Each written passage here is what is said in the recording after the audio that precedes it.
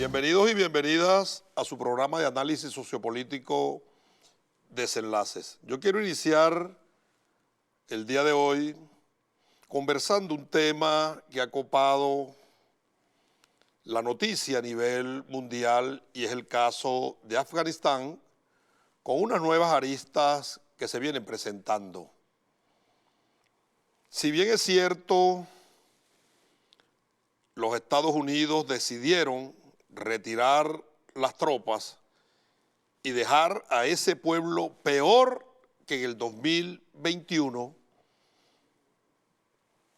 nosotros en un análisis podemos darnos cuenta la perversión de la política exterior norteamericana. Es a todas luces entendible que la retirada de las tropas obedece a factores de su política internacional. Lo primero es que los imperios siempre controlan todos los negocios, y cuando digo todo, me refiero incluso al negocio del narcotráfico. Eso no es nuevo.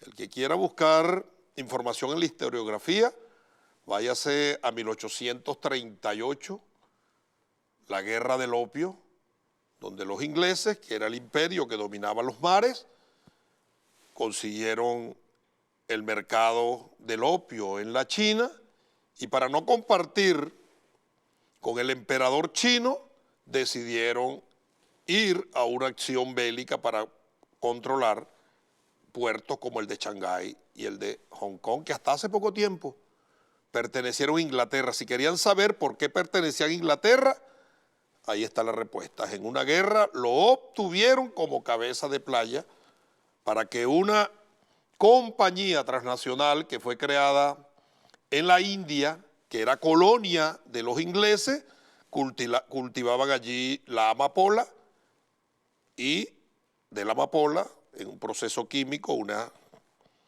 resina que se extrae de la flor, sacan el opio y de ese bagazo, en un nuevo proceso químico, extraen la heroína. Los Estados Unidos, cuando llegaron a Afganistán, oigan, 70.000 hectáreas de cultivo de amapola. Hoy, 20 años después se van, el saldo que le dejan a la humanidad son la bicoca de 323.000 hectáreas de sembradíos de amapola, que es la materia prima para el opio y la heroína. ¿Qué pasa? Simple y llanamente que como abarrotaron el mercado, se excedió la producción, los precios de la heroína y el opio se vino al suelo, se habla de $55 y ya no les es rentable. Pero además de ello, ¿en qué condiciones se van? ¿Está renunciando verdaderamente los Estados Unidos, el gran hegemón, al control del petróleo del planeta y en este caso específico con su retirada de Afganistán, renuncian al petróleo de Europa del Este? ¿Está renunciando los Estados Unidos a construir los oleoductos y los oleoductos por Afganistán? ¿O lograron un acuerdo perfecto con el Talibán? Y dentro de ese acuerdo, lo que no pudieron lograr en 20 años, por la inestabilidad interna, lo logran las transnacionales con el grupo talibán. Recordemos nosotros que los talibanes fueron impuestos allí por los Estados Unidos. Reagan tuvo una excelente relación, el mulá Omar iba a los Estados Unidos. Cuando UNOCAL firmó el convenio con los talibanes para construir los oleoductos y los gasoductos, ellos fueron altos representantes del gobierno a California. Claro, después hubo una desaveniencia por dinero y los talibanes entonces resulta que siempre lo habían hecho, terroristas, agresivos, violentos, conculcadores de libertades e irrespetuosos de las libertades de las mujeres. Antes los Estados Unidos tenían un velo porque eran sus socios comerciales. El otro aspecto que debemos considerar en esta retirada es que la extensión territorial fronteriza más amplia que tiene Afganistán es con Irán. Afganistán en el siglo XVIII perteneció a los persas y tienen una guerra planteada. ¿En qué condiciones negocian los Estados Unidos con el Talibán para abrirle un flanco a Irán? Y ahora resulta que los Estados Unidos deciden proteger a ciudadanos afganos y darles el estatus de refugiados y pedirle a sus socios en este planeta que los reciban. Es así como un vocero del Departamento de Estado recientemente anunció 500 millones de dólares para los refugiados afganos. Esa noticia fue un hecho comunicacional público y notorio porque fue difundida en un comunicado de la Casa Blanca, el cual revela que el presidente Biden ha decidido sacar del Fondo Federal de Emergencia estos 500 millones de dólares y aduce que es para atender la emergencia inesperada y urgente que viven los afganos.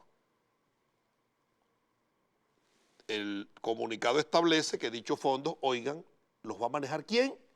La USAID, la fachada norteamericana para intrometerse en los asuntos internos de los pueblos. Y además le da un estatus de inmigrantes, estatus de refugiados y abre el compás, más allá del USAID, para que de manera bilateral países que decidan acoger a ciudadanos afganos reciban el apoyo de este fondo de los 500 millones y además también deciden que grupos y organizaciones internacionales de derechos humanos los pueden recibir. El primero que prendió las alarmas y se pronuncia y le hace ver al mundo sus preocupaciones fue el presidente francés Emmanuel Macron. Aquí tenemos la noticia, aquí está Los Angeles Times, Estados Unidos anuncia 500 millones de dólares para ayudar a los refugiados afganos. Eso fue el lunes, 500 millones de dólares en ayuda para los refugiados inmigrantes que tengan que huir de Afganistán después de que los talibanes se hicieran con el poder. Responsabilidad de ellos, que se intrometieron en los asuntos internos de ese pueblo.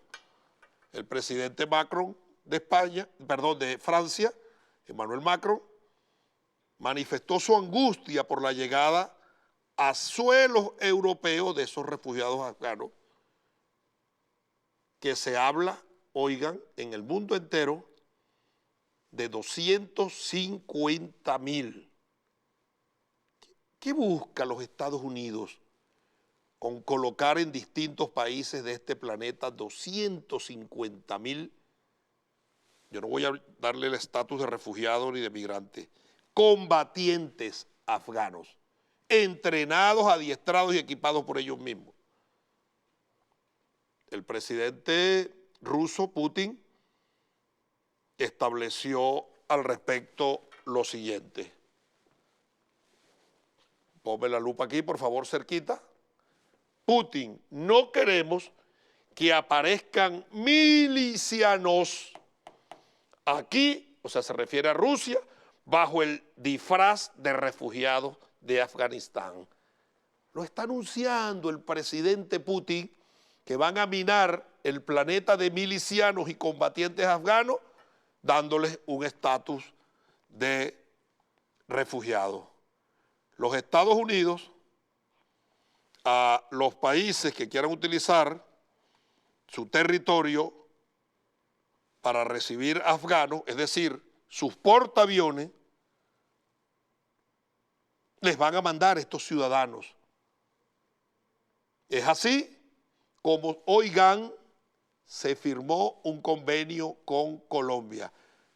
Veamos el siguiente material, donde el presidente colombiano Iván Duque, cual marioneta, arrastrado a los dictámenes de los Estados Unidos, aparece junto al embajador de los Estados Unidos en Colombia, Philip Goldberg, dando la noticia. Veamos el siguiente material.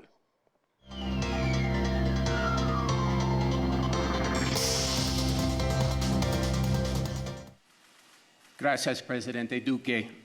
Estamos profundamente agradecidos por su generoso anuncio que señala la compasión del pueblo colombiano hacia los necesitados.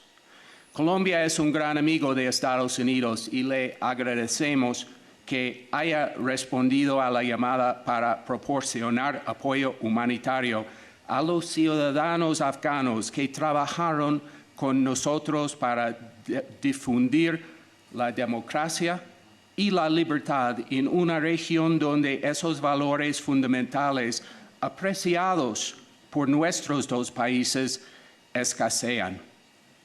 Quedan muchos detalles, por supuesto, pero Estados Unidos está trabajando en todo el mundo para cumplir con nuestra obligación con los afganos en este momento tan difícil.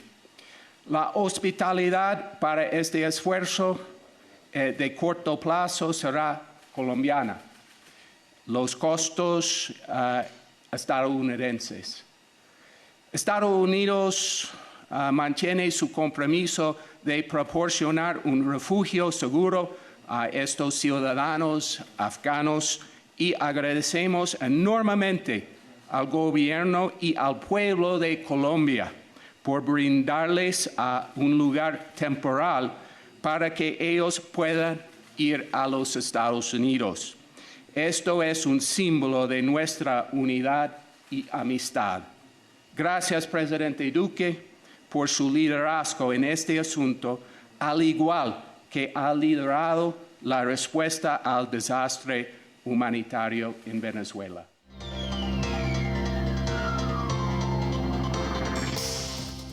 Ahí está el embajador norteamericano agradeciendo al lacayo y cipayo gobierno colombiano la, entre comillas, hospitalidad para recibir, oigan, en un primer orden, 4.000 milicianos afganos que puede incrementarse.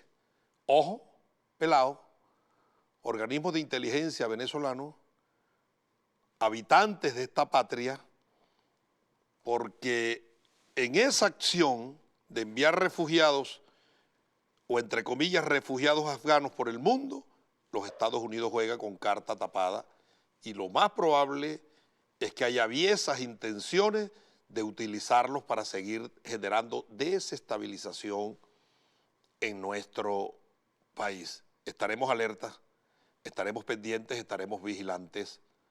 Vamos a una pausa y al regreso vamos a conversar sobre, en el análisis de coyuntura, sobre la visita que dispensa a Venezuela una delegación de la Unión Interparlamentaria.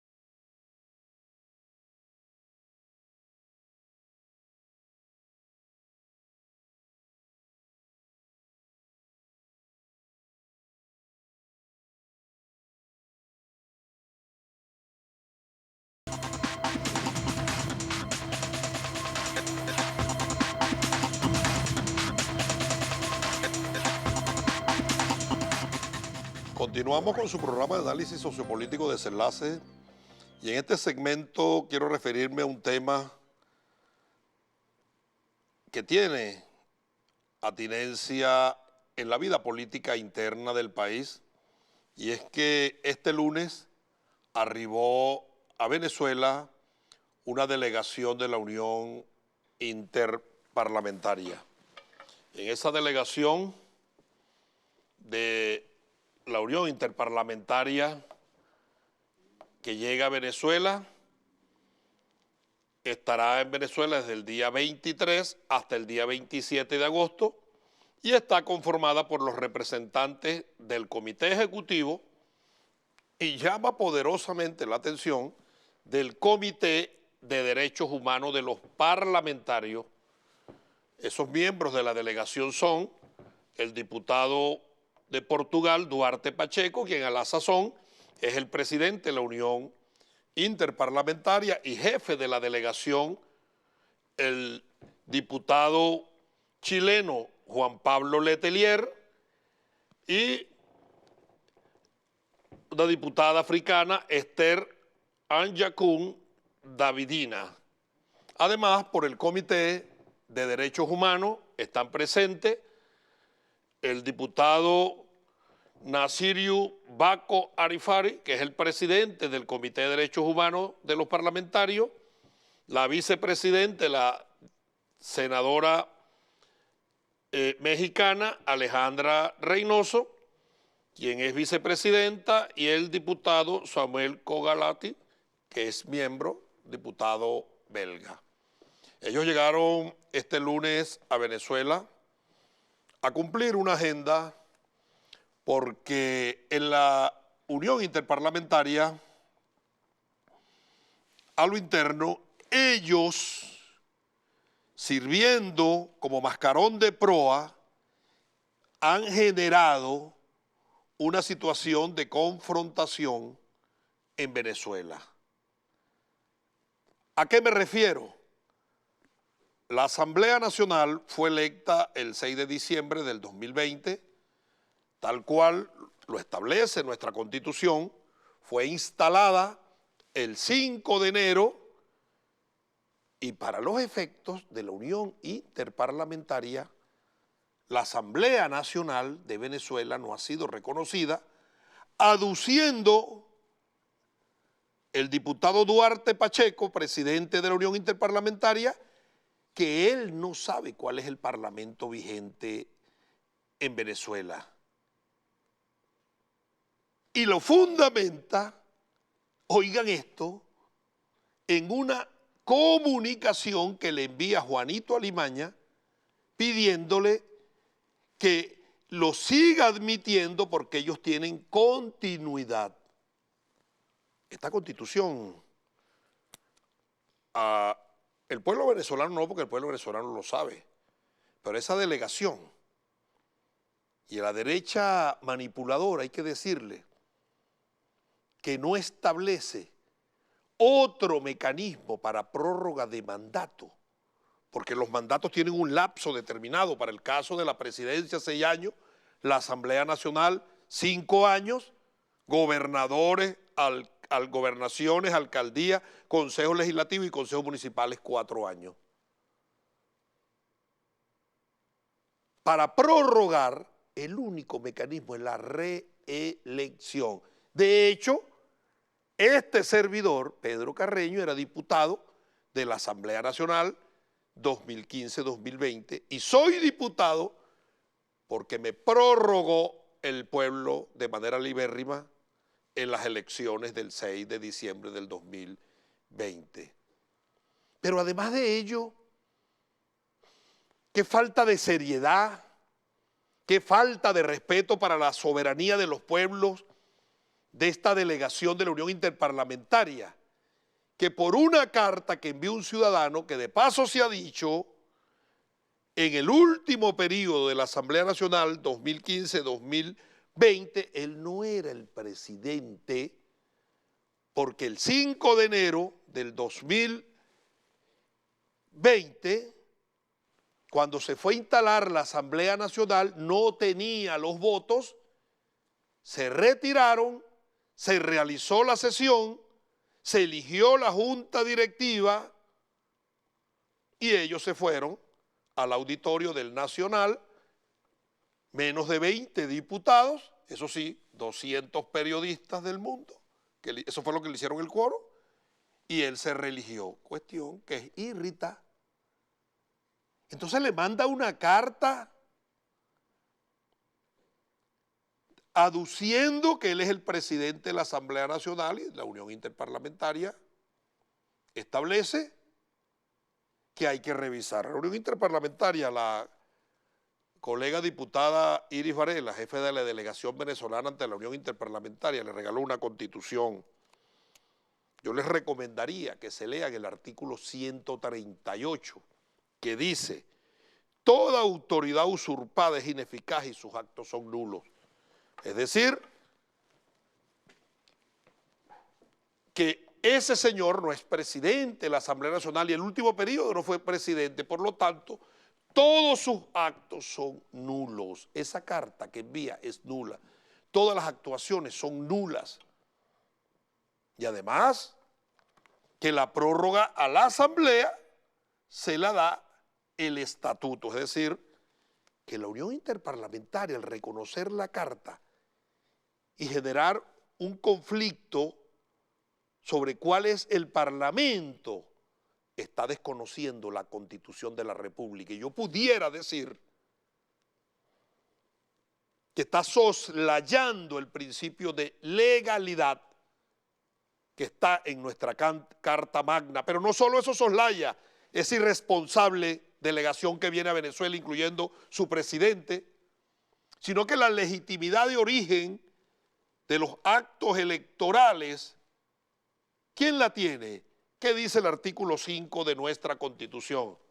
El artículo 5 de nuestra Constitución dice: la soberanía reside intransferiblemente en el pueblo, quien la ejerce directamente en la forma prevista en esta Constitución y en la ley, e indirectamente, oiga, indirectamente, mediante el sufragio por los órganos que ejercen el poder público.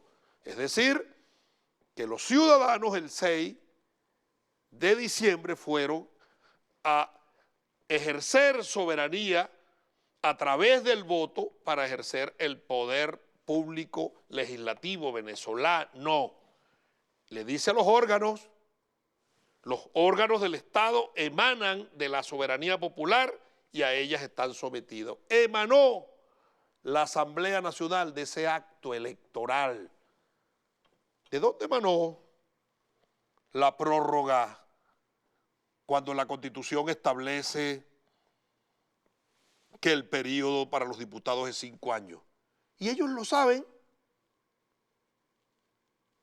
porque establecen Asamblea 2015, habría que decirle animalitos del monte.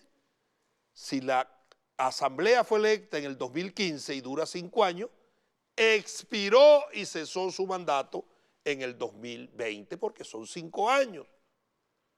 Por lo tanto, detrás de todo ello lo que subyace es una aviesa intención de trastocar el hermoso proceso que venimos transitando desde que se instaló la nueva Asamblea Nacional con la Mesa Nacional de Diálogo, avanzando con el diálogo apoyado por México como sede y el auspicio de Noruega, y ahora vienen entonces a tratar de embochincharnos el país, y a un Juanito Alimaña que está con el sol en la espalda, con sus días contados, que ni los Estados Unidos lo quieren, vienen a meterle una bomba de oxígeno. Se manda, la Unión Interparlamentaria no se mandan.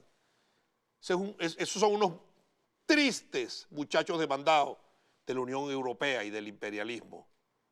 Y además de ello, entonces, traen una lista de parlamentarios venezolanos a quienes se les ha violado los derechos humanos. Dicen 134 diputados. Colócame la lista, por favor, para compartirla con el pueblo venezolano. Diputados que se le ha violado los derechos humanos. El número 5, Richard Mardo, Juan Carlos Caldera, el número 8, y María Mercedes Arangures, el número 14. ¿Usted sabe qué pasó con esos 3 diputados? Actos de corrupción. Y cuando ellos fueron despojados de su inmunidad parlamentaria, se cumplió con el fuero del antejuicio de mérito. Determinados los elementos de convicción, donde se establecía claramente que estaban incurridos en actos contra la lesión al patrimonio público, es que la Asamblea Nacional designa una comisión evalúa la comunicación y los soportes del Tribunal Supremo y decide allanarles la inmunidad parlamentaria. Ahora resulta que la Unión Interparlamentaria Mundial es defensora de la corrupción. Número 9, mete la lupa aquí cerquita para que vean. María Corina Machado, le violaron los derechos humanos. Esa señora se presentó en la Asamblea General de la OEA con una credencial como embajadora alterna de Panamá. ¿Qué dice la Constitución? Que los diputados pierden su investidura si reciben otro despacho. Ella se presentó, recibió la comunicación. Pero no solo el Parlamento mandó incorporar el suplente porque se le aplicó el artículo constitucional, es que el presidente de la Asamblea Nacional, para aquel momento, Diosdado Cabello Rondón, solicitó un pronunciamiento a la Sala Constitucional, un recurso de interpretación, porque esta Constitución establece que el máximo y último intérprete de la Constitución es la Sala Constitucional del Tribunal Supremo. Y así, una gran cantidad de ciudadanos, incluso que antes de haber sido electo en el 2015, estaban privados de libertad, como Mazuco y Biagio Pilieri. Ahí los tienen, son unos flojos, ¿vale? Ni siquiera investigan que esos señores, cuando salieron electos, salieron de la cárcel y se incorporaron como parlamentarios, porque la intención de ellos no es investigar, la intención de ellos no es aclarar, la intención de ellos no es garantizar de derechos humanos a nadie, la intención de ellos es echar vaina. Yo pudiera decirles, antes de ir a la pausa, ¿dónde están los derechos humanos de los diputados electos el 6 de diciembre? ¿No los van a defender? ¿Dónde están los derechos humanos del Parlamento que se instaló el 5 de enero del 2021? ¿No lo van a defender? Aprovechamos que están en Venezuela para enrostrárselo y que nuestro pueblo entienda y sepa la otra cara de la verdad, de que esas instituciones multilaterales, desde la OEA hasta abajo, yo respeto los criterios, este criterio desligado de mi condición de militancia partidista a título de Pedro Carreño, no son organismos para garantizar la liberación y la emancipación de los pueblos, sino son mecanismos creados a través de una neocolonización para seguir sometiendo a los pueblos. Nosotros recibimos la denuncia de los supuestos 134 y se las vamos a responder uno a uno.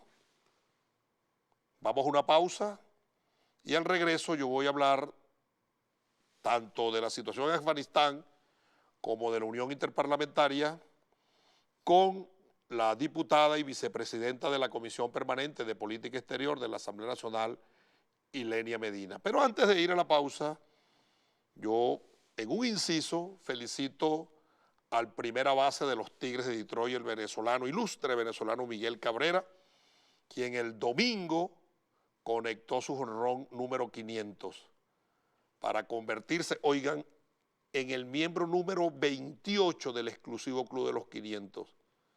Es decir, y es de hacer notar que en 152 años que tiene MLB, solo 28 peloteros han conectado 500 o más honrones, y ahí está el primer venezolano en llegar a esta cifra cumbre, y solo antes del 5 es el sexto latinoamericano en conseguir tales números. Pudiéramos decir que Cabrera es el segundo jugador activo con más vuela cerca, ya que por encima de él está Albert Pujol. Yo, al irme a la pausa, los voy a dejar con un video del año 2004 en el marco de la campaña para el revocatorio que terminó siendo un revolcatorio. Nuestro amado comandante Chávez, amante del deporte, amante de la juventud y promotor de la Juventud de Oro, recibió un regalo de Miguelito Cabrera, un bate, y lo utilizó como símbolo de esa campaña que terminó siendo un revolcatorio. Vamos a la pausa y al regreso estaré conversando con Ilenia Medina.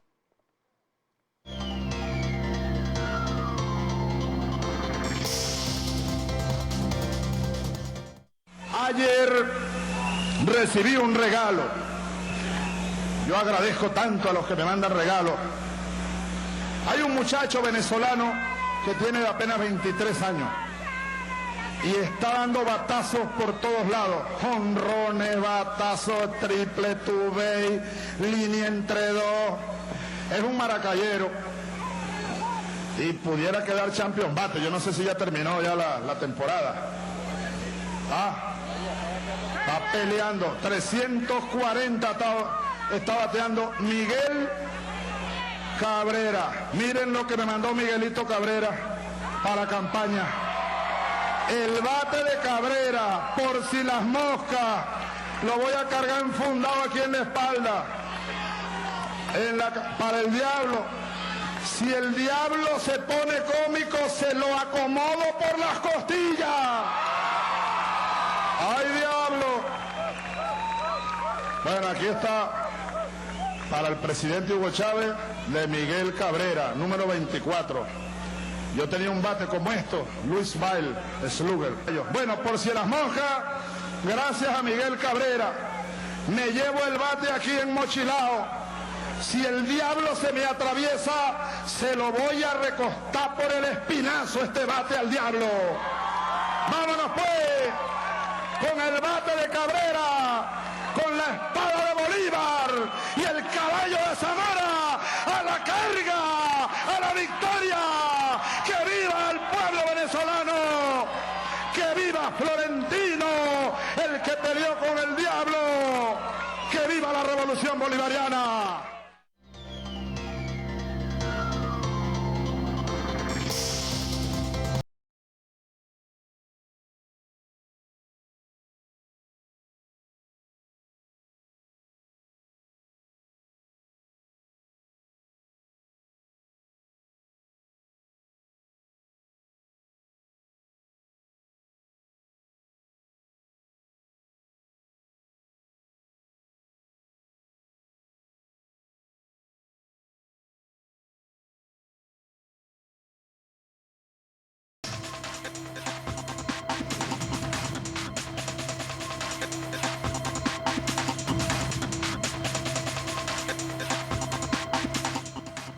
Continuamos con su programa de análisis sociopolítico Desenlace, y en este segmento, para abundar en los temas tratados en el análisis de coyuntura, voy a conversar con la diputada Ilenia Medina. Bienvenida, colega parlamentaria, quien a la sazón es la vicepresidenta de la Comisión de Política Exterior del Parlamento. Ilenia, entrando en materia, después de 20 años de la invasión a Afganistán, Estados Unidos decide retirar sus tropas. ¿Cuál es el saldo? ¿Cuál es la enseñanza para la humanidad? El saldo al mundo, la experiencia y los logros de los afganos. Bueno, en primer lugar, agradecerte la invitación para tu programa, que es muy reconocido.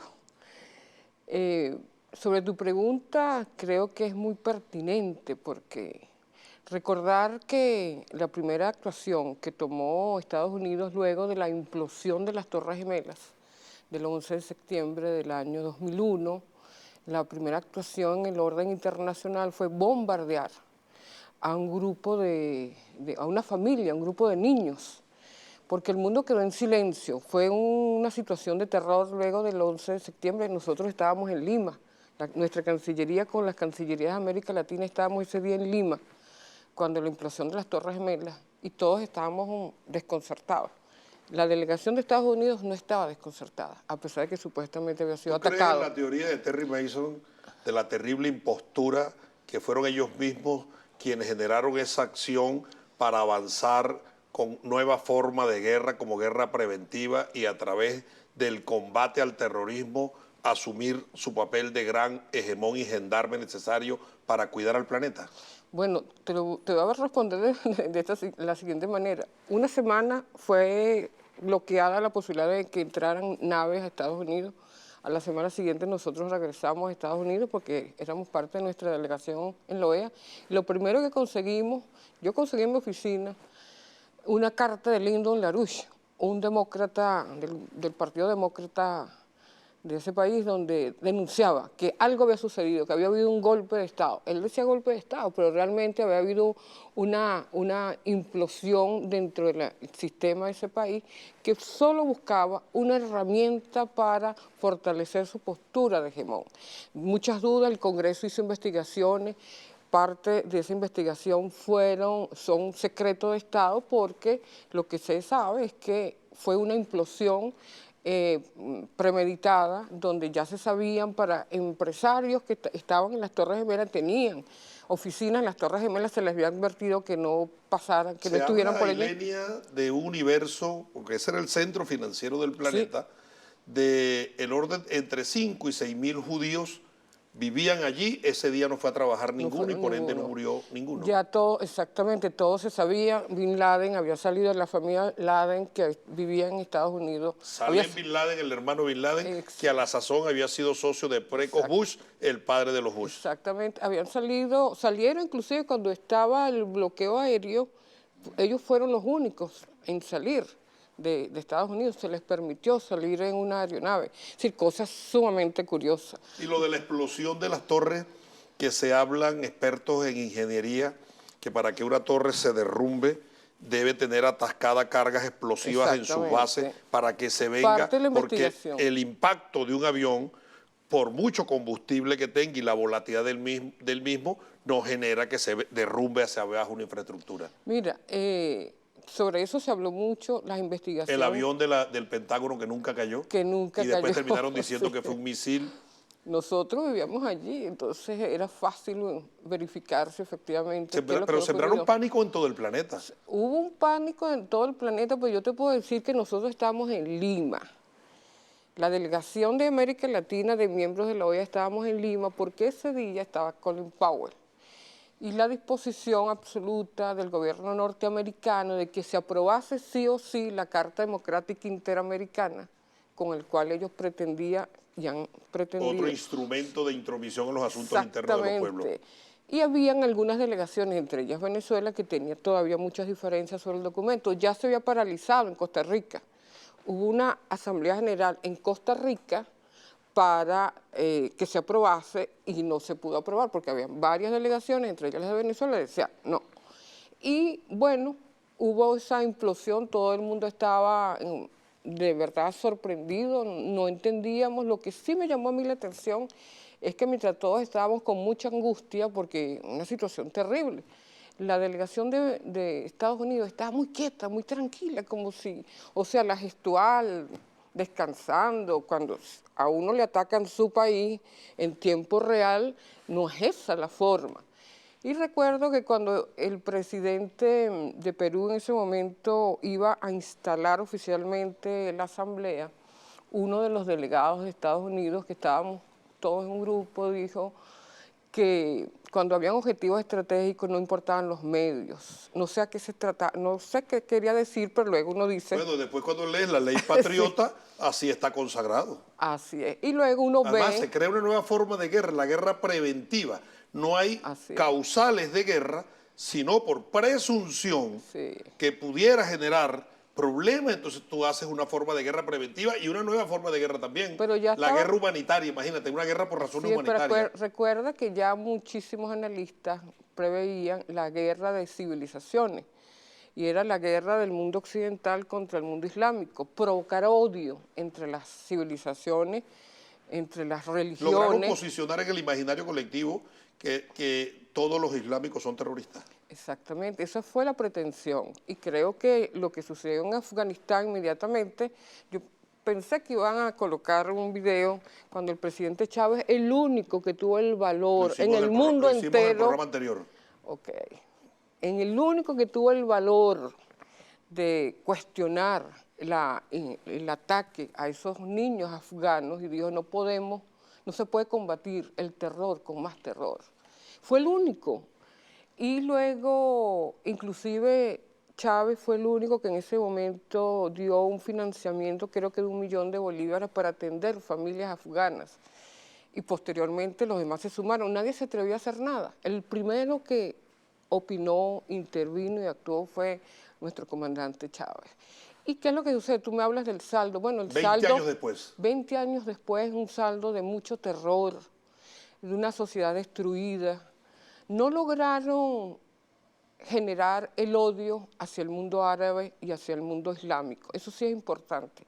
Creo que le salió la jugada, nuevamente le salió mal, por cuanto lo que ellos pretendían con los talibanes era desestabilizar toda esa región, la Europa del Este, el Medio Oriente.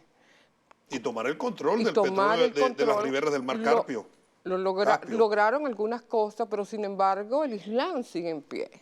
El terror que ellos pretendían infligir en el mundo no lo lograron, eso es importante, pero sí una ciudad sumamente destruida, las mujeres fueron... Se cumple una máxima de Galeano que por donde pasan los Estados Unidos, esos pueblos quedan sumidos en un cementerio y un caos. Absolutamente, y creo que lo interesante allí, un poco por los tiempos, es que tú señalabas algo muy importante, ¿no? Citabas las declaraciones de Vladimir Putin en relación a que no quieren migrantes, esos migrantes, que son colaboradores, son mercenarios. ¿Estarán jugando carta tapada a los Estados Unidos con esa figura de los migrantes? Porque es lo mismo que hicieron con Venezuela. Eso lo comentamos una vez en las reuniones mixtas que hemos tenido. Apenas Vladimir Putin dio esa declaración que no querían migrantes, que no fuesen migrantes, sino mercenarios, eso fue lo que quiso. Milicianos los tilda Putin. Pero de una manera muy generosa, milicianos, pero son mercenarios en realidad, porque quienes colaboraron con Estados Unidos en Afganistán, los que quisieron destruir su país, los que quisieron destruir el Islam, mercenarios, eso no tiene otro nombre. Ahora, tal vez fue la traducción la que le colocó el nombre de mercenarios y no milicianos por mercenarios. Yo quiero recordar, y es muy atinente lo que tú señalaste, estar atentos a esos 4.000 afganos que vienen a Colombia. Inicialmente, Ilenia. Inicialmente. Puede incrementarse en número. Yo lo que quiero señalar es que en el año 2003, Estados Unidos, junto con el presidente Álvaro Uribe, a espaldas de la OEA de los estados, con el secretario general, que en ese momento era Gaviria, César Gaviria, también colombiano, firmaron un acuerdo para desmovilizar a los paramilitares, que son criminales, no tenían y no tienen un estatus de beligerancia como si tenía la FARC, como si tiene el ELN, que son guerrillas, factores insurreccionales con reconocimiento político. Y ellos de la noche a la mañana, delincuentes criminales como son los paramilitares, obligaron a los estados a respaldar esa situación. Venezuela fue el único país que dijimos tenemos que esperar la decisión del presidente Chávez. El presidente Chávez, siempre tan generoso, aceptó que se dieran ese acuerdo. Desmovilizaciones. Esa desmovilización, pero era la desmovilización, pero el acuerdo entre la OEA, o la Secretaría General de la OEA y el gobierno de Álvaro Uribe. ¿Qué es lo que sucede? Que a partir de allí nosotros podemos darnos cuenta que Venezuela ha sido afectada por el paramilitarismo colombiano. ¿Tú estás de acuerdo con que nosotros establezcamos como premisa fundamental que el territorio colombiano todo se ha constituido en una base norteamericana, en una suerte de portaavión para urdir desde allí la agresión contra nuestra patria? Contra Venezuela, contra América Latina, y vimos lo que sucedió recientemente contra Haití. ¿Y cómo Haití, se incrementa ahora con estos Haití. combatientes afganos? Por eso creo que ese es un tema que debe ser llevado al Consejo de Seguridad y solicitar que todo afgano que sea recibido con ese estatus debe ser del conocimiento, con nombre y apellido, huella de todos los países de América Latina, porque todos hemos sido afectados. Venezuela en primer lugar, eso nosotros no lo hicimos en el marco de ese convenio, ese acuerdo entre la Secretaría General de la OEA y el gobierno colombiano, pero nosotros no podemos pecar de inocentes, sabemos lo que eso significa, sabemos que la mayoría de ellos, tal vez alguno de ellos... Los Estados Unidos nunca habla claro, siempre juega con carta tapada. Por eso tenemos que plantearnos en el Consejo de Seguridad. No podemos permitir que nuestra región sea, se promueve el terrorismo, que es lo que ellos hacen durante todo este tiempo. Y seguir desde allí urdiendo agresiones a esta libertaria revolución Ya sabemos lo que bolivariana. eso significa, ¿no? Entonces creo que debemos tomar cartas en el asunto y que CELAC completa, solicite ante el Consejo de Seguridad que se discuta eso y que haya un mecanismo de seguimiento y control. Nosotros no lo hicimos en el año 2003, estamos obligados por defensa de nuestra paz, de nuestras instituciones, de nuestro país, que eso pueda ser llevado a cabo en el marco del Consejo de Y Seguridad. además nuestros organismos de seguridad e inteligencia de Estado deben hacerle un Activado. minucioso seguimiento y Así estar en alerta Así es. ante cualquier acción que se pueda generar con estos ciudadanos. Pero hacer la letra en el Consejo de Seguridad, eso evidentemente es una competencia natural y debe exponenciarse y hemos tenido respuesta de nuestras instituciones que ha sido así, porque si no el magnicidio, Gedeón, no hubiese sido posible pararlo, pero el Consejo de Seguridad debe actuar en ese orden de ideas y nosotros tener una relación de cooperación con los estados en la región, con los gobiernos en la región, en el marco de CELAC. Mira, Ilenia, hablando de cooperación entre los gobiernos, hay un organismo internacional que aglutina a los parlamentos de este planeta y se encuentra en Venezuela una delegación. El jefe de la delegación es el mismísimo presidente de la Unión Interparlamentaria, Sí. Duarte Pacheco, Duarte diputado de Portugal, y viene a Venezuela con una agenda que pudiéramos calificar de intromisión en los asuntos internos. ¿Tú estás de acuerdo con eso? Vamos a una pausa y al regreso escucharemos el análisis que haga la camarada internacionalista Ilenia Medina al respecto.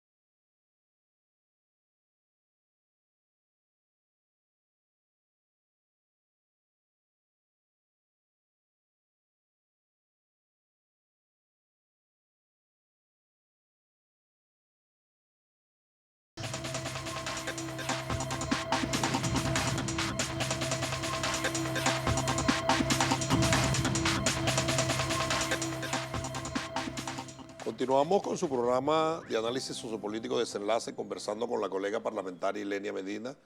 Ilenia, antes de ir a la pausa, quedó al aire un interrogante, y es latinente a la visita que realiza a nuestro país una delegación de la Unión Interparlamentaria, quien viene a evaluar dos aspectos fundamentales: el ingreso y reconocimiento del Parlamento venezolano y reunirse con instituciones de la República para corroborar supuestas y, entre comillas, violaciones a derechos humanos de no son parlamentarios, ex parlamentarios. Hay que decirlo claro. Yo, al observarlo, al ver su conducta prepotente, socarrona, ellos se creen como árbitros de las democracias.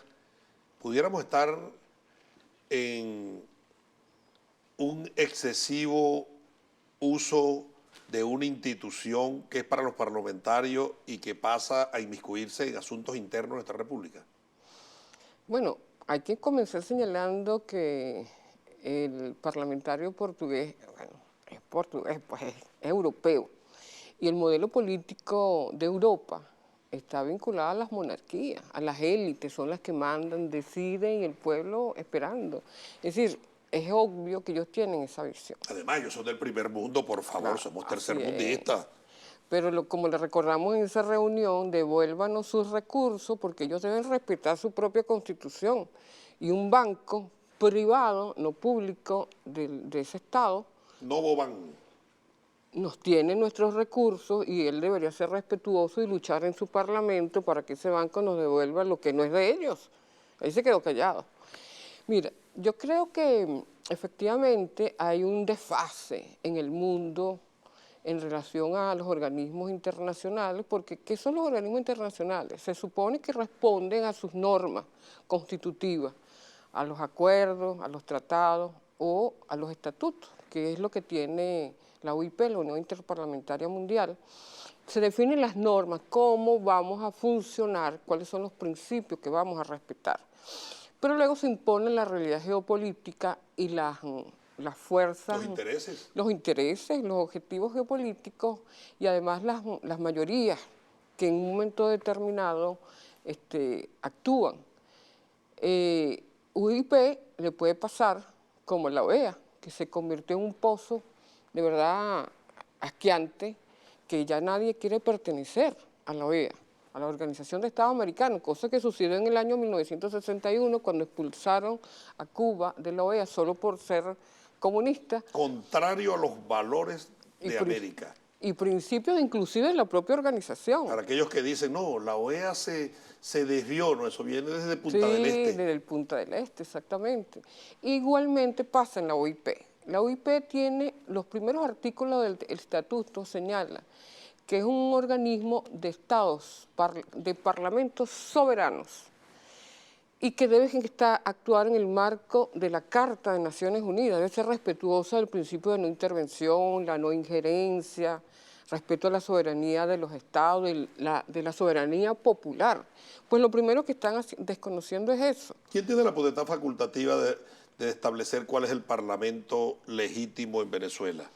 ¿La legalidad de la Constitución y la legitimidad que da el pueblo en elecciones o los representantes de la UIP? Por supuesto, yo siempre he sido defensora de la doctrina. No, pero tú lo escuchaste. Claro, y por supuesto que todos le respondimos. En Madrid, en noviembre, ellos deciden cuál es el parlamento legítimo de Venezuela. Yo le voy a recordar al estimadísimo presidente del Parlamento de la UIP, a Duarte Pacheco. Mira, aquí está un documento que llevó el bloque parlamentario de la Patria el 4 de abril del 2019, unos meses después, 3 meses después de que el señor Guaidó, Juanito Alimaña, harto conocido como Juanito Alimaña, asumió la presidencia de la Asamblea Nacional. ¿Por qué fuimos allí? Porque ya la ruptura del orden constitucional efectuado desde la Asamblea Nacional el 5 de enero del año 2016 había llegado a unos niveles extremos. Esa delegación, disculpa Ilenia, que viene a Venezuela acompañada por la Comisión de Derechos Humanos, abrió una investigación para velar por los derechos de los parlamentarios 2015-2020 que fuimos víctimas de esa agresión, en la cual nos incluimos ambos que fuimos diputados de ese periodo. No, por supuesto que no. ¿Y los derechos de nosotros quién los defiende? A eso vamos. Fíjate tú, aquí en este documento nosotros le pedimos al comité ejecutivo del cual es parte, porque él preside la UIP, la Unión Interparlamentaria, el comité ejecutivo que es como especie de buró, la nuez, de lo que conforman 15 parlamentarios. Y nosotros aquí le pedimos, los parlamentarios, le pedimos, aquí está el recibido de ellos, que ellos investiguen lo que está sucediendo en Venezuela en el marco del artículo 3.4 y 4.2 de los estatutos. El 3.4 establece que los parlamentos deben ceñirse a los estatutos y respetar la constitución de sus países y respetar la soberanía. Y eso no está ocurriendo. Hay un pronunciamiento de esta UIP con respecto a la presidencia de Guaidó en la Asamblea Nacional cuando legisló en torno a un estatuto para la transición. Por eso, que no, en absoluto. Escala estaba por encima de la Constitución porque la cesaba en sus funciones hasta tanto terminara la transición. Fíjate tú, eso parte de los planteamientos están acá, donde nosotros señalamos que el 5 de enero del año 2016 se inició la ruptura del orden constitucional por esta asamblea, violentando la Constitución, violentando nuestra soberanía. ¿Con qué intención y se que hizo llega esa comunicación? Esto justamente para que el Comité Ejecutivo evaluara si el Parlamento de la Asamblea Nacional de Venezuela estaba pegada a los estatutos de la UIP, porque se supone que el 4.2 establece que debe regirse por los estatutos de la UIP, es decir, respeto a la soberanía y a la ¿Y Constitución. ustedes, prevalidos de buena fe, creían que eso iba a prosperar? Bueno, era muy importante ¿Ustedes creían que iba a hacerlo. prosperar? Nosotros no sabíamos cómo iban a actuar, pero lo que sí es cierto es que ellos están obligados a actuar. pero Ellos están actuaron. obligados a actuar, Pero ellos tienen actuaron. una deuda. No actuaron, pero ellos tienen ¿Tú crees en las multilaterales como organismo para la emancipación y la liberación? Yo lo que ¿Tú creo... crees que Naciones Unidas le sirve para algo a los pueblos subyugados y oprimidos o es un mecanismo de Yo neocolonización? creo que el derecho internacional es necesario, o Pero, es la fuerza... ¿de qué vale si los Estados Unidos no le pero pagan el fí- derecho internacional? Claro, yo estoy de acuerdo contigo, pero lo que creo que es muy importante... En el papel, desde el punto de vista filosófico y principista, hermoso, Porque pero si- en la realidad, Pero si ¿para no qué se sirve? impone la fuerza, y la único... No hay mayor agresión que el bloqueo contra As- Venezuela. absolutamente. No hay un mayor desprecio en las relaciones Así internacionales al respeto a los Pero pueblos y al fíjate derecho tú- internacional que medidas Yo unilaterales estoy de de acuerdo sanciones. contigo, pero entonces acá ellos con este documento... ¿Alguien levanta la voz para eso? No, pero por eso Nadie. quiero decirte, cuando... Seremos los necios nosotros Sí. levantando nuestra voz. Así es, entonces ellos se quedan contra la pared. Me va a decir ese señor que ellos recibieron una cartica a Juanito Alimaña, que ya no es diputado, y que no era y no repitió en el año 2020 porque no fue capaz de entrar. Recuerda que no quiso Sí, entrar, porque no tenía los votos. Y los países, los embajadores de la Unión Europea estaban allí viendo que pasó el tiempo concebido en la Constitución para instalar la nueva directiva y pasaron casi 3 horas. Y el señor no entraba porque no quiso entrar, no tenía los votos. Entonces, el tema es que aquí se denuncia paso a paso lo que ocurrió en Venezuela de la mano de esta derecha extrema, que ellos apoyan, y él no va a tener respuesta. Me tienen que decir por qué el Comité Ejecutivo no evaluó esto cuando fue recibido. Aquí dice recibido. Pero sí viene a investigar por Exactamente. qué no siguieron siendo diputados Juan José Caldera, María Mercedes Aranguren y Así Richard es. Mardo, Y nosotros le pedimos... confesos con pruebas, elementos de convicción, fundamentación, pruebas fehacientes de actos de corrupción, y viene esa institución a defender la corrupción de los Pero diputados. fíjate tú que... El mundo al revés. Además de... Se perdió la moral, se perdieron los valores y se perdieron los principios. Fíjate tú, en esa oportunidad que fue en Qatar, en Doha, Qatar, en el año, como decía, 2019, lo interesante además, que tus críticas que son absolutamente correctas sobre los hechos, por acá ellos están marcados. Con esto ellos quedan marcaditos, ellos violaron, estoy hablando del Comité Ejecutivo, de este señor, de diputado y todos los diputados, ellos han tenido que, antes de leer la cartica Juanito Alimaña, han tenido que leer este documento, que es una denuncia con hechos concretos, con pruebas. Pero además nosotros no nos limitamos a entregar esto en el Comité Ejecutivo, sino que fuimos a la Comisión de Derechos Humanos, señalándoles, por Dios, dónde están los casos, dónde están las denuncias sobre los derechos supuestamente violentados. ¿Por qué no aparecen por ninguna parte? ¿Cómo la Fiscalía General de la República puede dar fe y puede informar a la UIP? Porque el que no la debe no la teme. Entonces resulta que a nadie le llegó esta información. Ilenia, una pregunta. Ha concluido el tiempo de este programa y se cierne una duda producto de la infausta visita de esa intromisora delegación.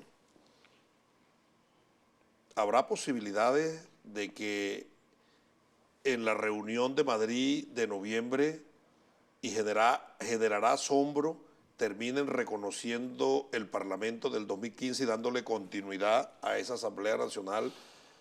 ¿Es probable? ¿Es factible? Mire, Yo te lo digo porque debemos prepararnos para eso. Yo estoy preparado y creo que vamos para allá.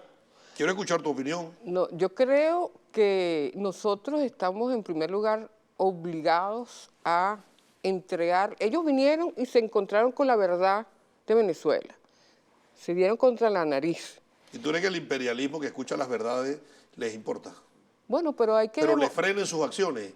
Pero Tienen recato, guardan la no, forma.